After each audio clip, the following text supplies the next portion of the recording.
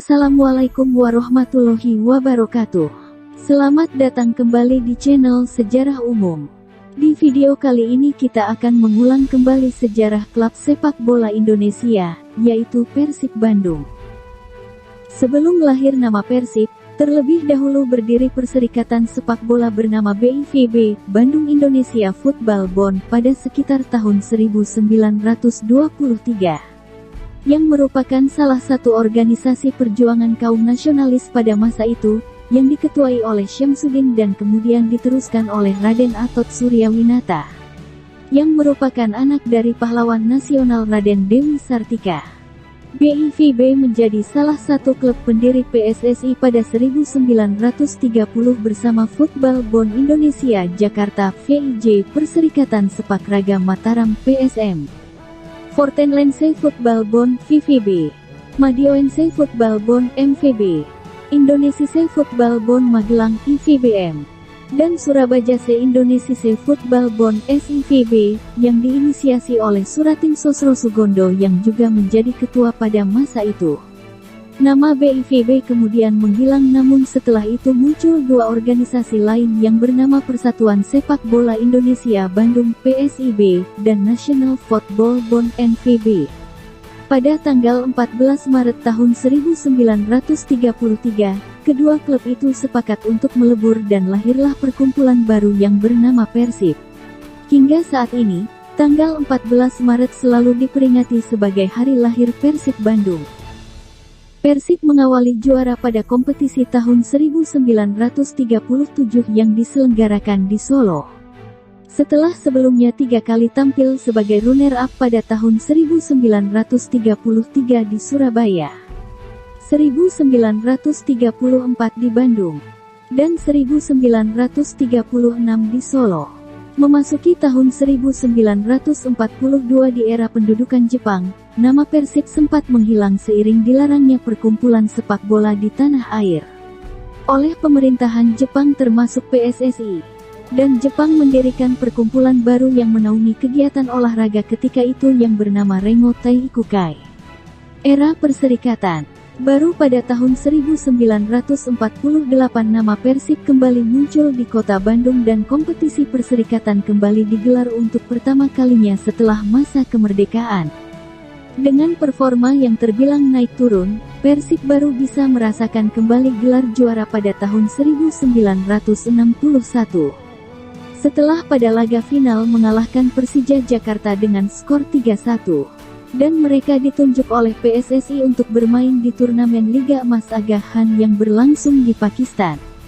Periode paling kelam Persib hadir pada kompetisi tahun 1979. Yang saat itu PSSI sudah mulai menerapkan pembagian divisi buat tim-tim perserikatan.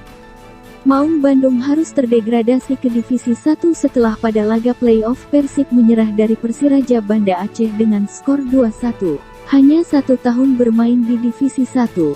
Pada 1980 Persib akhirnya kembali ke divisi utama dan memulai kembali petualangan mereka di kompetisi kasta tertinggi di Indonesia. Pada saat itu Persib mempunyai musuh bebuyutan dalam perebutan gelar juara perserikatan yaitu PSMS Medan, yang berhasil mengalahkan mereka di final 1982 dan 1984. Namun pada laga final yang kedua akan selalu dikenang oleh publik sepak bola nasional karena saat itu Stadion Utama Gelora Bung Karno yang saat itu masih bernama Stadion Senayan dipadati oleh 150.000 penonton, catatan yang hingga saat ini belum bisa tersinggi oleh tim manapun. Dua kegagalan di musim-musim sebelumnya semakin melecut semangat Persib untuk meraih titel juara. Pada tahun 1986, para pemain Persib bisa mendaratkan trofi juara ke Kota Kembang setelah di babak final mengalahkan Perseman Manokwari melalui satu-satunya gol yang dicetak oleh Jajang Nurjaman. Selain itu, mereka pun membawa pulang piala Sultan Hasanal Bolkiah dari Brunei dengan mengalahkan tim nasional Malaysia. Persib kembali menorehkan tinta emas pada musim 1989. Di bawah asuhan pelatih Adedana, mereka berhasil tampil sebagai kampiun setelah di babak final mengalahkan PSM Makassar dengan skor 2-0. dan mereka menjadi juara di musim terakhir kompetisi perserikatan sebelum dilebur dengan Galatama untuk menjadi divisi utama Liga Indonesia pada musim 1993, dan mereka berhak untuk mempertahankan juara perserikatan untuk selamanya. Era profesional. Setelah menjuarai kompetisi perserikatan yang terakhir, pada musim 1994, Persik mencatatkan sejarah ketika dinobatkan menjadi juara Liga Indonesia edisi perdana yang merupakan kompetisi profesional pertama yang pernah mereka cicipi. Dan mereka melakukan itu dengan skuad lokal, tanpa menggunakan pemain asing satupun. Berkat keberhasilan mereka menjuarai Liga Indonesia, Persik menjadi wakil Indonesia di kancah Piala Champions Asia. Namun sayang, langkah mereka harus terhenti hingga babak perempat final wilayah timur.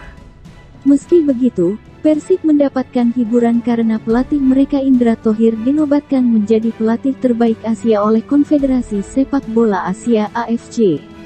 Namun setelah itu, lemari trofi Persik kosong cukup lama, malah mereka hampir terdegradasi pada musim 2003. Beruntung ada babak playoff yang digelar di Stadion Manahan Solo.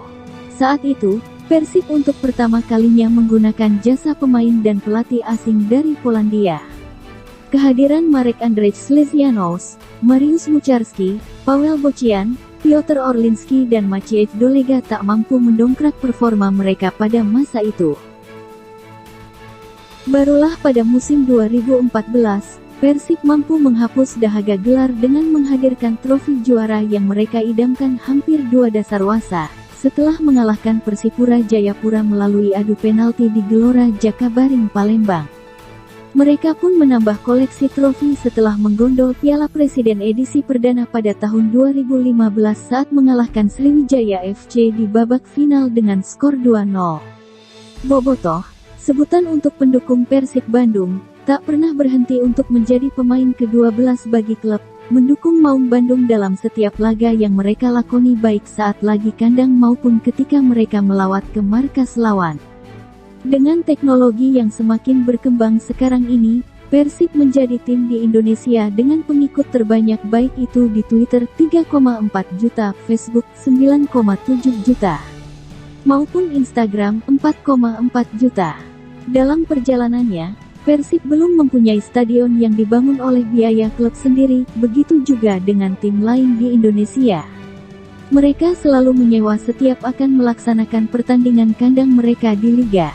Persik memainkan laga kandang mereka di Stadion Siliwangi yang merupakan milik Kodam 3 Siliwangi hingga tahun 2008 sebelum akhirnya menggunakan Stadion Sijalak Harupat karena saat pemilu 2009 Kepolisian Kota Bandung melarang mereka untuk menggelar pertandingan di Bandung. Dan mereka juga sempat bermarkas di Gelora Bandung Lautan Api yang berkapasitas 38.000 tempat duduk. Namun setelah insiden kematian salah satu pendukung Persija Jakarta pada 2018 lalu, Maung Bandung kembali lagi ke Jalak Harupat hingga sekarang. Supporter Persik mendapat dukungan penuh dari supporter yang dinamakan Bobotoh. Nama ini berasal dari bahasa Sunda yang berarti orang-orang yang mendorong atau membangun semangat bagi orang lain, dan Bobotoh ini tidak hanya berada di kota Bandung, namun tersebar di seluruh pelosok Jawa Barat, bahkan tersebar di Indonesia.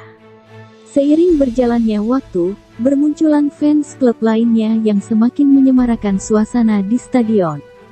Di antaranya adalah Viking Persik Club, Bobotoh Maung Bersatu, Bomber Bobotoh Casuals, Ultras Persik dan masih banyak lainnya.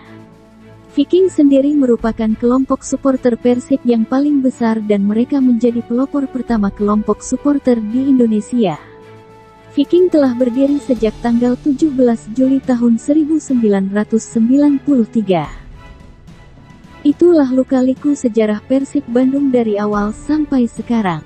Seiring berjalannya waktu, Persik Bandung terus membuktikan kemampuannya untuk menjadi yang terbaik di bidangnya. Sebuah perjuangan yang sangat panjang dan melelahkan namun tidak pernah menyerah demi harga diri Maung Bandung. Sekian dulu video kali ini, semoga bermanfaat bagi teman-teman semuanya. Dukung terus channel ini dengan menekan tombol like, comment, and subscribe. Terima kasih.